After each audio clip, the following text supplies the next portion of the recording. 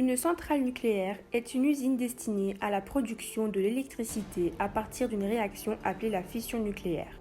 Dans le monde entier, on comptait 450 centrales nucléaires opérationnelles dans 31 pays en 2019. 57 centrales nucléaires sont également en construction dans ces pays. Sur le territoire belge, on compte 2 centrales nucléaires, l'une à Doel dans la province de Flandre orientale et l'autre à Tihange dans la province de Liège. Les centrales nucléaires n'interviennent pas dans le réchauffement climatique ni dans la pollution de l'environnement car elles produisent très peu de CO2. Néanmoins, les installations nucléaires rejettent des éléments dans la nature comme des éléments radioactifs, des éléments thermiques et des éléments chimiques. Les centrales nucléaires sont liées au stockage des déchets nucléaires radioactifs et aux accidents nucléaires.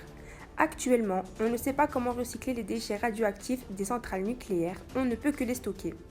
L'autre danger est qu'en cas d'accident, une centrale peut exploser et laisser échapper des produits radioactifs polluant l'environnement et donc rendre les terres invivables pour l'homme pour des centaines voire des milliers d'années. Nous connaissons tous les événements tragiques d'accidents nucléaires qui se sont déroulés à Tchernobyl en Ukraine en 1986 ou encore à Fukushima au Japon en 2011.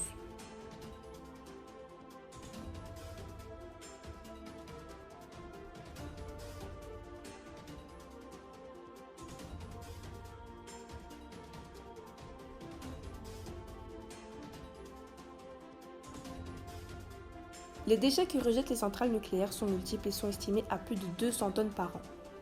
99% de la radioactivité des combustibles utilisés pour la production d'électricité se retrouve dans ces déchets. Ceux-ci contaminent l'eau des fleuves, des mers et des océans, mais également l'air et les nappes phréatiques.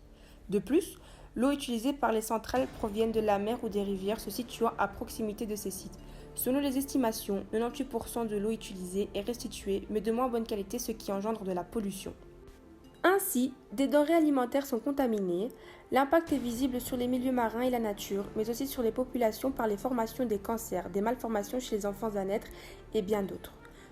Dans l'utilisation de l'énergie nucléaire, nous pouvons aussi constater un effet rebond.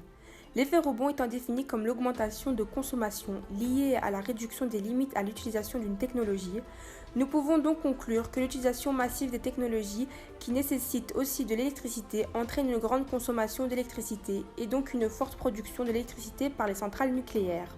Actuellement, les centrales énergétiques nucléaires fonctionnent sur le principe de la fission nucléaire et utilisent l'uranium comme combustible. Or, cet uranium se forme uniquement au cœur des supernovas. Sur Terre, l'uranium apparaît donc comme une ressource limitée. Dans les conditions actuelles de fonctionnement, les réserves d'uranium permettraient d'alimenter les centrales nucléaires du monde pendant un siècle, selon l'Agence pour l'énergie nucléaire. Donc, l'uranium pourrait arriver à son pic de production, c'est-à-dire qu'on ne pourra plus en produire. Une solution qui prime est le remplacement de l'électricité nucléaire par l'électricité issue d'énergies renouvelables, comme les éoliennes, la biomasse, les panneaux solaires photovoltaïques. Le monde a besoin d'une source d'électricité ne produisant pas de CO2, pouvant être rapidement construite en masse pour fournir énormément de puissance, et ce, de manière fiable et 24 heures sur 24, quelles que soient les conditions météorologiques. Seule l'énergie nucléaire répond à toutes ces exigences. Donc, selon les autorités, la solution la plus efficace est le projet CIGEO, qui signifie Centre industriel de stockage géologique. Il s'agit d'enfouir les déchets radioactifs à plusieurs centaines de mètres sous terre afin d'éviter la pollution de l'air, de l'eau, des sols et des nappes phréatiques. Ce projet est actuellement en construction à Bure dans le département lorrain de la Meuse et devra être terminé pour 2025.